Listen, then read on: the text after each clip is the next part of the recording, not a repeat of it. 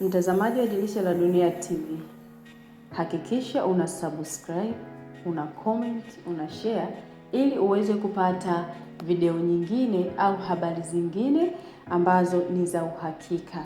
Kumbuka kwamba Dirisha la Dunia TV tunakupa habari ambazo zina uhakika kwa 100%, na leo tunakwenda kukuambia kile ambacho kimetokea siku ya leo kumhusu Tundu Lissu wakati akiwa anawasili mahakama ya mkazi Kisutu. Tundu Lissu amehudhuria katika kesi yake kusikilizwa siku hii ya leo, tarehe ya leo na muda wa saa 3 kamili asubuhi alipokuwa akiwasili katika mahakama ya mkazi Kisutu.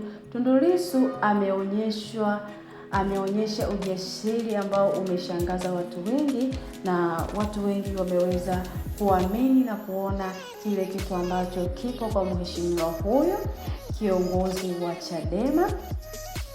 Ameweza kuonyesha ujasiri, nguvu na kuamini kwamba anaweza kufanya mapinduzi, na wengi tumeona kwamba mapinduzi yako katika moyo wake ili kuhakikisha wananchi ambao anawaongoza wanakuwa sehemu salama na kupata matumaini kwamba wana kiongozi ambaye atawapeleka sehemu ambayo ni sahihi. Kumbuka tu kwamba mheshimiwa huyu yupo kwa ajili ya kupambania nchi ya Tanzania, kwa ajili ya yale ambayo yanaendelea katika nchi yetu. Hivyo anahitaji kufanya mapinduzi, na hivyo anahitaji kupata ushirikiano kutoka kwetu wananchi ambao tuko nyuma yake, wale wana Chadema.